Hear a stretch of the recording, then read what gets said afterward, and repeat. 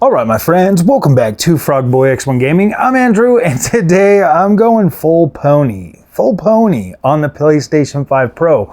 So let me explain that though. Let me explain that because I want you guys to have the proper context for why I feel like the PlayStation 5 Pro would have actually possibly prevented me from going full on PC Master Race. I mean, I'm already there. Like, I'm already PC Master Race. There's no change in that. Once the veil is ripped off, it's ripped off forever. But this PlayStation 5 Pro, everything that I've seen so far, had PlayStation launched this product at the beginning or even 2 years earlier than right now, I would probably be full pony. I would probably have went full pony. To be completely honest with you guys, the level of commitment that PlayStation does show to the console ecosystem, it cannot be denied. And it's kind of crazy that when we think about the console space, Nintendo, Xbox, PlayStation has always been that like beacon of console gaming, for at least for me, since it came out. I've always had a PlayStation. I've always bought a PlayStation first.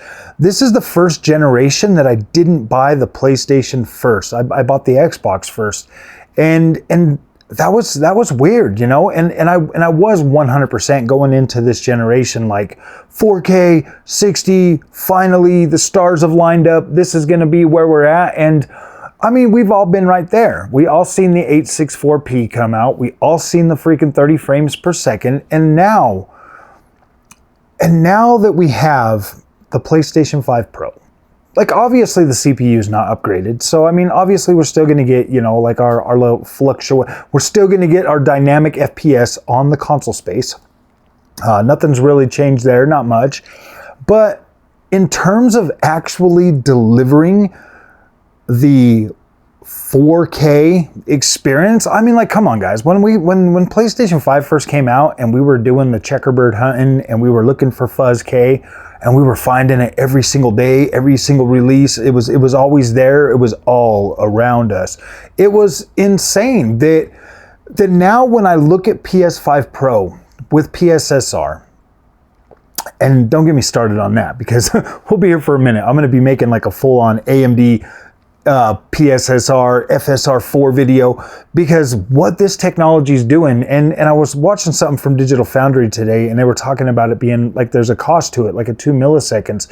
I guess God of War got patched for it or something, and it's showing that they're now running this either with TAA or they're running it with PSSR. PSSR is losing, you know, more of that more frame rate, but it's giving you a better overall image quality.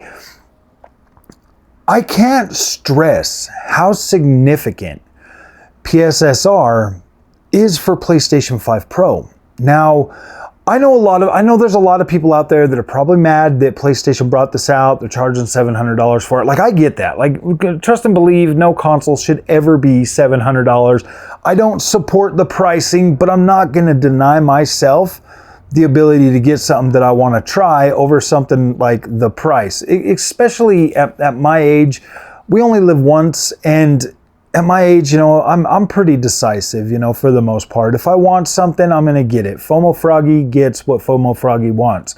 Period. And when I saw that, at first I was like looking at it, I was like, oh my gosh, this is just another one of the PlayStation gimmicks, and it probably is. It probably still is. We'll probably get further into this generation and then we'll start getting our 864p back, or, you know, upscaled 1440p.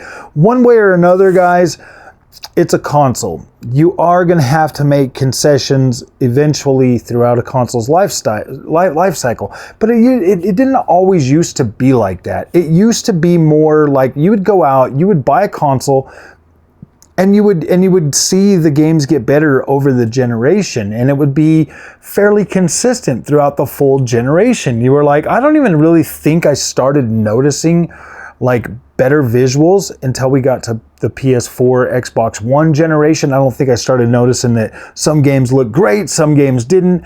I think that was the generation that kind of just screwed everything up for us, and now we've got everybody chasing these really high looking visuals and keeping the frame rates much lower.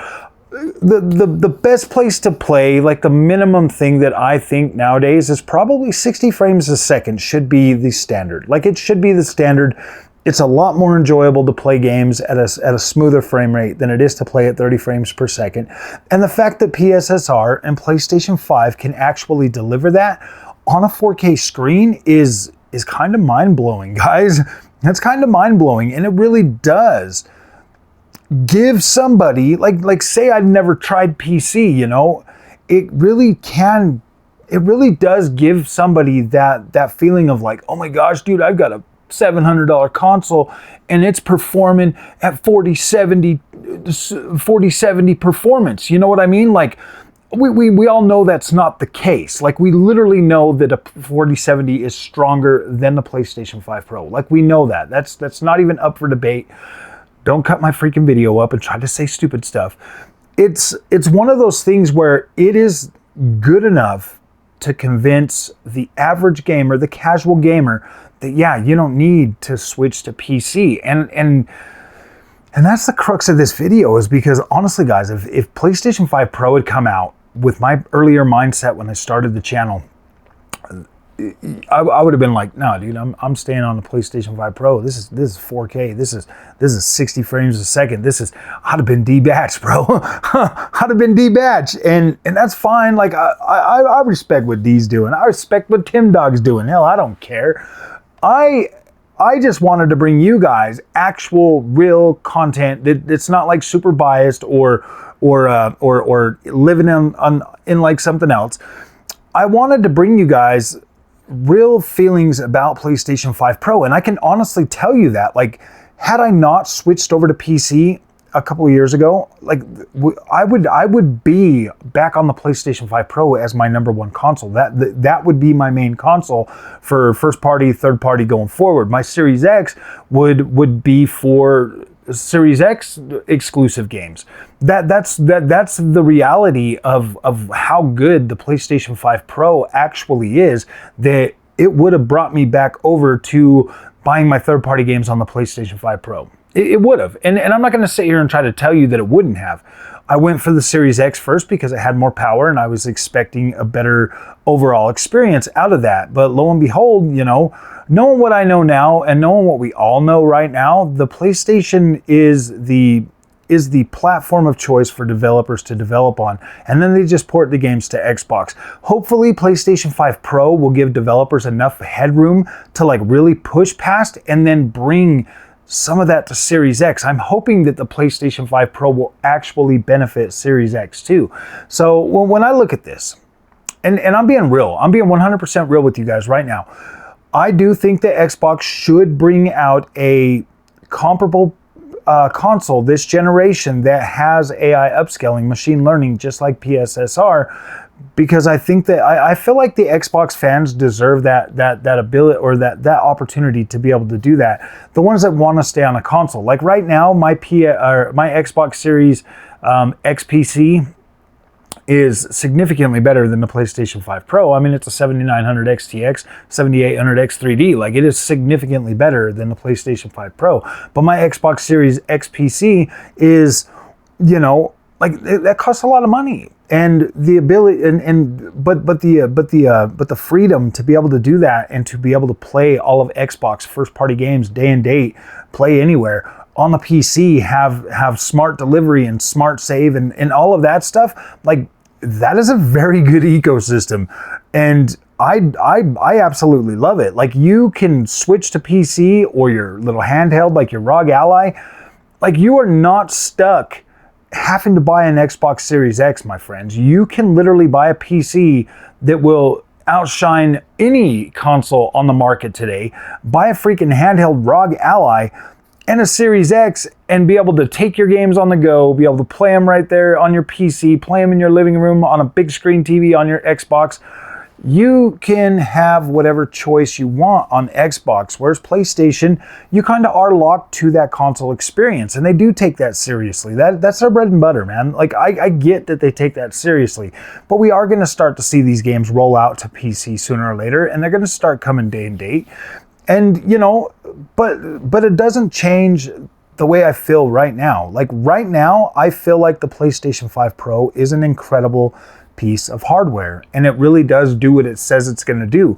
Only time will tell if new games are going to be able to run like these ones do, but if they do, if developers are smart, like I'm going to say this right now, if developers are smart, they will build games that look as good as what we have right now, that run as good as what we have right now, and be done with it. Like there's no reason to like try to push any higher. Save that for the next generation. Get Unreal Engine 5 games looking as good as you can on the current hardware, and then save like the extra flair and everything for the next generation to like really wow people to sell your consoles faster. I mean, your next gen, cross-gen games should look significantly better on next gen hardware.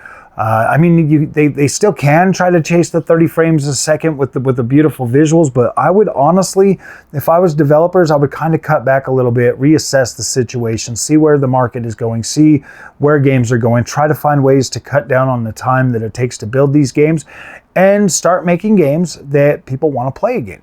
It's simple. Now, right now, guys, the PlayStation 5 Pro is expensive. It doesn't come with a disk drive, and that sucks, especially if you've been in this console generation for 4 years and you've been buying all your discs. Like that sucks.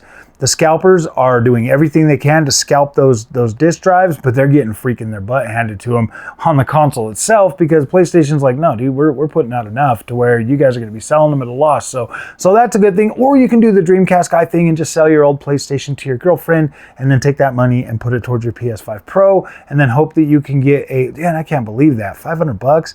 Dude, that guy is a salesman. I wish I had that freaking ability to sell somebody. Wish I could sell ice to Eskimos, man. That would be awesome. But no, I decided to keep my PlayStation 5, my base, and just let the kids play it. So, all right, guys. I'm crazy about this. Like, this is crazy. Like, the PlayStation 5 Pro is absolutely incredible, and I could really see myself, had this come out, not moving to PC. Like, it's crazy. It is pretty good. I would say that it can easily. I would say that the PlayStation 5 Pro in its current form with the current hardware or software that we have out right now, it is pretty convincing, man. And you could potentially convince, that lower end PC market to maybe move over to get a PlayStation. It depends on how honestly, guys, GTA 6 is probably gonna bring a lot of people over, and if this PlayStation 5 Pro holds up and does what it does right now throughout the rest of this generation, man, I think Sony will have a winning product on their hands. If they can find a way to convince developers and their own developers to build games that still run at 60 frames a second and look good on a 4K TV like they do right now, like I've seen some beautiful stuff. If they can do that, Sony's got this in the bag. Like they've got it in the bag. Easy peasy. So I'd like to see that. I would like to see PlayStation be able to do that. I would like to see third-party developers support that.